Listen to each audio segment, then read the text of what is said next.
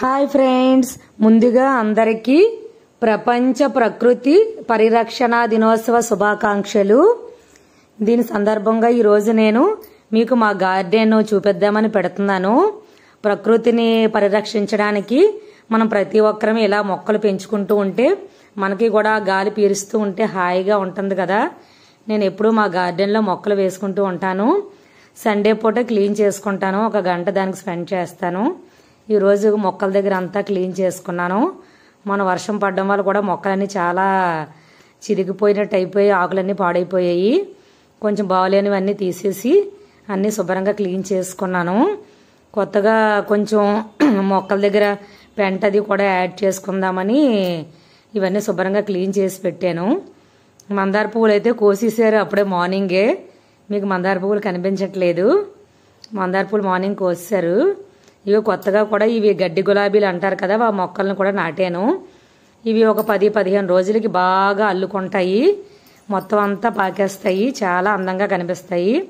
మీకు మళ్ళీ అవన్నీ చూపిస్తాను నేను. ఇది కూడా ఒక గార్డెన్ క్లీనింగ్ చేసినప్పుడు ఇంకా కొంచెం అంతా చెయ్యాలి. చేసిన మట్టుకే మీకు చూపిస్తున్నాను. మా ఇంటి ముందు మొక్కలన్నీ ఇలా ఉంటాయి ఫ్రెండ్స్. మీరు కూడా ఇలా మీ ఇంటి ముందు మొక్కల్ని పెంచుకుంటూ ఉండండి. మన ప్రకృతిని మనమే కాపాడుకుంటూ ఉంటాం కదా.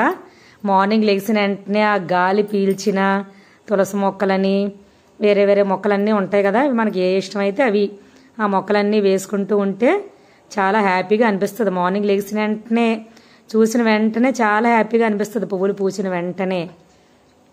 ఇంకో చిన్న పచ్చిమిరపకాయ మొక్క కూడా వేసాను. అందులో నేను చిన్న చిన్న పచ్చిమిరపకాయలు కూడా వచ్చాయి వాటికి. మామూలుగా అంటే కాయగూరలు కోసినవి అవి అన్నీ కూడా మొక్కల దగ్గర వేసేస్తూ ఉంటాం కదా, అలా వచ్చిన మొక్కలు ఇవి. ఆ మొక్కలను కూడా ఎందుకు పీకేయడం, అందంగా ఉంటాయి కదా ఏ ఒకటి అని చెప్పని అలా కుండీలో ఉంచేస్తాను. టమాటాలు కానీ పచ్చిమిర్చి కానీ అలా ఉంచుతూ ఉంటాను. అవి చూసినా హ్యాపీగా అనిపిస్తాయి కదా. మామూలు ప్రహరీ గోడ మీద అయితే ఇలాంటి మొక్కలు పెడుతూ ఉంటాను. మొక్కలు అవి మార్చడం చేయడం అన్నీ కొంచెం చాలా పనే, కానీ అవి చేసినప్పుడు వాటిని చూసినప్పుడు చాలా హ్యాపీగా అనిపిస్తుంది. ఇవి కొన్ని ఫొటోస్ పెడుతున్నాను మీకు, మా మొక్కల తాలూకా ఫొటోస్.